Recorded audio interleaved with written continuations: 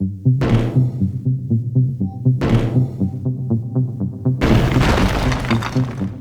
Ladybug created the pretty underrated Record of Lodoss War, which is also a Metroidvania, and they're back, published once again by Playism, coming at the same genre from a very different angle. Blade Chimera is a Metroidvania with a Neo-Tokyo cyberpunk setting that takes heavy inspiration from Japanese mythology and also pop culture. There were little pangs of 2002's Equilibrium with Christian Bale, but more so 1995's Ghost in the Shell. But does Blade Chimera live up to those lofty ambitions? And can Shin, the demon-hunting amnesiac, force you to reconsider your backlog? Or is this one blade that we should sheathe? Well, my name's Mark Walker.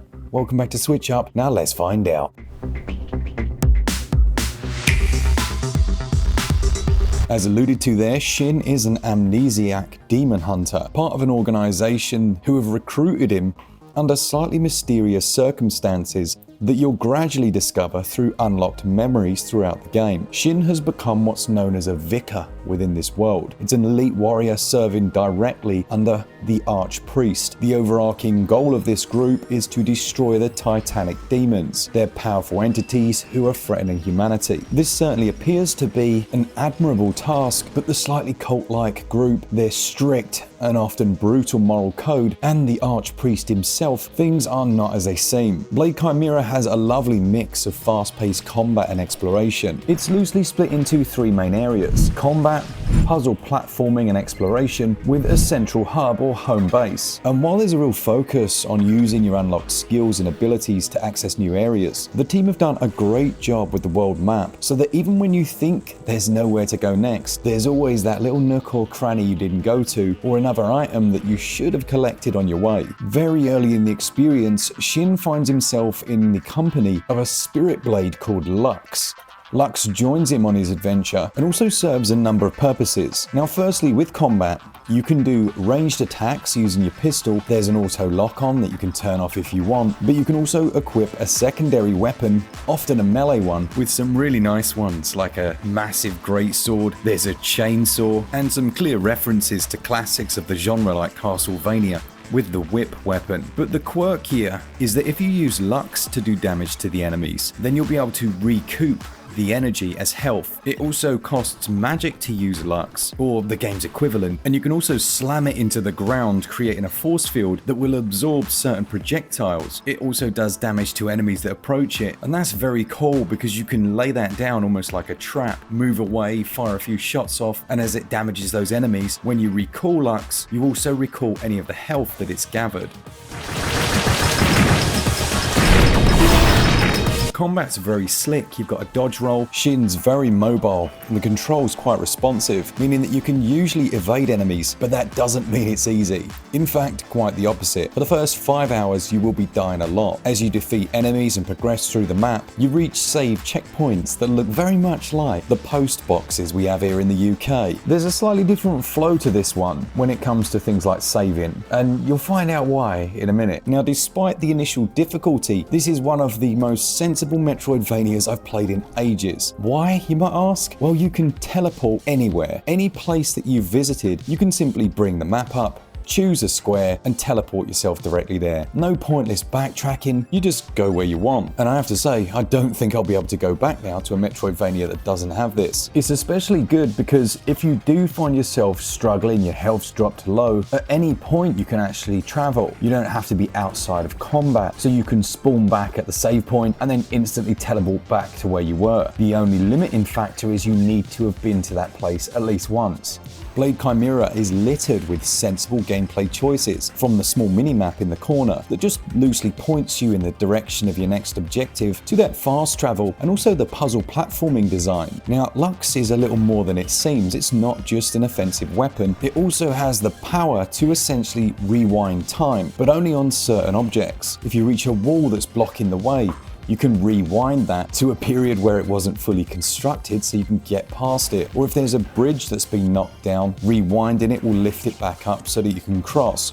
This isn't something new, we've seen things done even by first parties, but it really works well here. All of the game's enemies are inspired by Japanese folklore. Things like the blue Oni, classic Oni demons. They're aggressive, powerful, and pretty damn slow, or the Oni Ona, which is essentially a bone woman, a yokai that appears beautiful but is actually a skeleton out to kill you. Each and every enemy has a story behind it if you look into it, and as you defeat those, you'll level up your character, allowing you to put points into a skill tree. Now, they've kept things pretty simple here. A few of those skills, like the air dash, allow you to reach new areas, because you can, to all intents and purposes, stay in the air almost indefinitely. But with Lux, you can slam that sword into the wall and use it as a platform to then reach higher areas. If, like me, you like to find all the secrets, with some precision use of Lux, you can reach all sorts of places. And it's quite a free-form Metroidvania in that regard.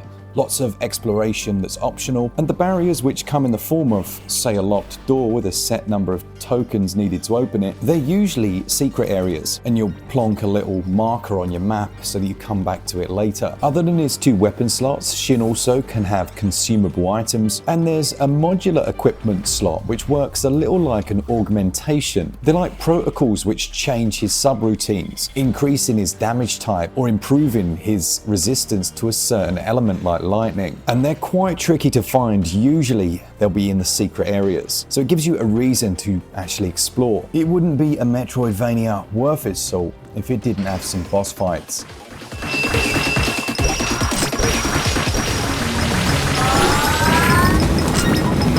And the Titanic demons certainly live up to their name. The final aspect then that I haven't really discussed is the hub area. This is your home base, and throughout the game you're constantly in radio contact with an operator, but there are other vicars and underlings who will also have side quests and content for you to carry out. It comes a little bit later in the experience, but I was glad to see it. It also ties in nicely with the memory system. I found it enjoyable to gradually learn about Shin, and he's a really likable protagonist. It's not all perfect. I do have a couple of criticisms. One of them, I do find it a bit irritating when you take damage just from touching enemies. I personally prefer it when you only take damage from attacks, but honestly, that's nothing new. Loads of games do that. A more egregious issue is the jumping from certain ledges does feel slightly unforgiving. Like the window for the perfect jump is just a tiny bit too small. That issue is completely gone 6 hours into the game once you've unlocked the dash move, but still. The skill tree is also perhaps a little limited, or you could call it concise.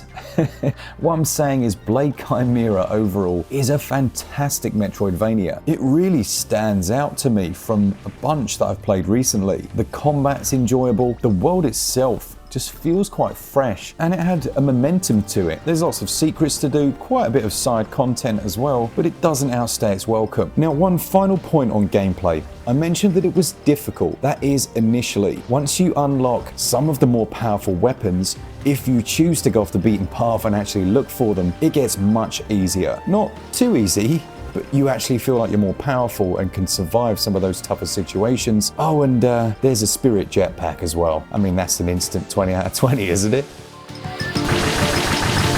Well, not quite. For me, I give gameplay 19 out of 20. I've absolutely loved it. Controls, although you can remap everything because of a couple of precision issues with the platforming, they score 17 out of 20. Still better than most games. Blade Chimera on Nintendo Switch runs at 60 frames per second and has very, very few performance issues, if any. There were perhaps 1 or 2 frame drops here and there, and I didn't have any crashes. The visual they've gone for is really quite standout. There are a couple of elements that make it so. Things like the parallax scrolling. Some areas have around 5 or 6 layers of depth. There are also tertiary animations that you wouldn't normally see, like a drone hovering down to tell you to move along, or a decontamination sequence springing into life as you pass through. But the element I really loved was the lighting and shadows. Not something you'd expect in a 2D pixel art game. Different light sources will reflect on the character model, but the same goes for the enemies as well. It looks great. Throw in smooth character animations. There's a sense of fluidity here. Oh, and basically no load times. When you move from one area to the next, it is instantaneous. There's a minor load time for when you fast travel, but it's still inconsequential in the grand scheme of things. My only critique visually are that some areas, and I mean a very few, aren't quite as strong artistically speaking, but generally they're very good. The 23-track OST is well worth looking into. There are some brilliant songs here. There's a nice mix of upbeat, high tempo and more somber tunes, and they're all fitting within the world. I think it was created by Peppo Soft, who is a part of Team Ladybug. I could be wrong there, but I think it is.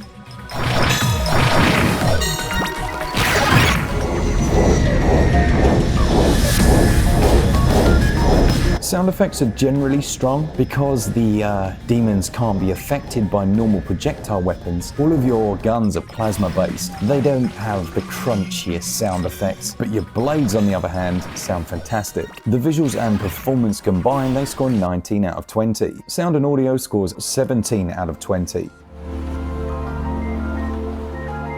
Blade Chimera retails at £17.59 or your regional equivalent. It's not the longest game. Took around 9 to 10 hours to finish, which I guess is comparative to something like Metroid Dread, but nowhere near the likes of Hollow Knight. There's no sign of a physical at the moment. I think this would be a great one for it. Value right now scores 16 out of 20.